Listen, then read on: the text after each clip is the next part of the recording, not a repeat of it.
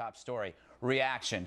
Joining us now from San Diego, a great place, conservative columnist Gina Loudon, and with us in studio, Kennedy, covered in glasses, host of the new show. It's a great show, The Independents, on the Fox Business Network. Kennedy, I'm going to go to you first. So Cracker Barrel, first they pulled the Duck Dynasty products, then they put them back.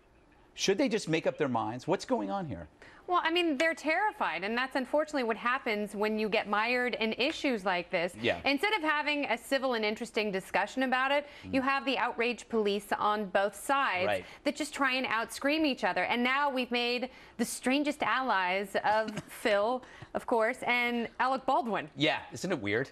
Or that could be a good thing. The fact that people might be finally getting tired of all the faux outrage and just say, let everybody talk, no matter how idiotic their beliefs are, let them talk. Gina, the fact that A&E acted so shocked by Robertson's comments seems a bit of a stretch to me. I mean, how did they miss that he was religious?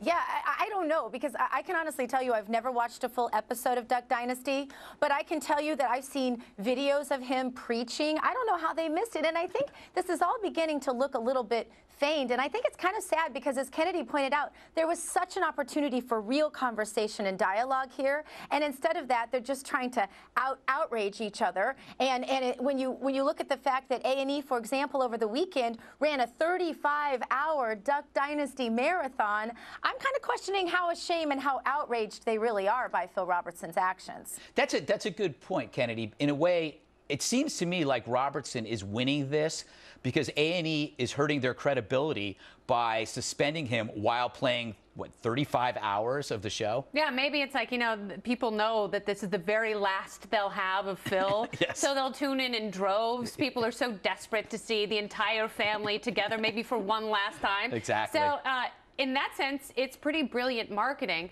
And, you know, they didn't fire him. That's what everyone has to realize. They put him on indefinite hiatus. Right. Who even knows what that means? Yes. Who knows if that's contractual wording or if that's just something that sounds really important and urgent that will make, you know, one side happy for a little while? Yeah, I had indefinite hiatus. I went to a doctor.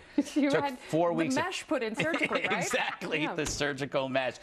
Gina, if Phil Robertson was spouting maybe something, some kind of pro-socialist agenda, do you think there would have been this kind of outcry? No, I think that tolerance really only goes one way in this country with the politically correct crowd, and I think that you know, you're right about A&E kind of really capitalizing on this whole thing. But I think like this, you know, if it walks like a duck and it talks like a duck, Greg, it can also walk off of A&E, and it can be a $500 million or whatever it is a year show, with or without A&E. And I think A&E better take note of that, because a lot of people, their entire identity of A&E is Phil Robertson at Duck Dynasty. What other shows can you even name that are on the network? Right, and if it walks like a duck and talks, Dead? yeah, that's true. Oh, were you going to say it walks dead like a duck? No, I was going to say he'll shoot it. If it's walking like a duck, it'll be shot. Dead duck. But we are in a world, Kennedy, where words are somehow seen as hurtful actions.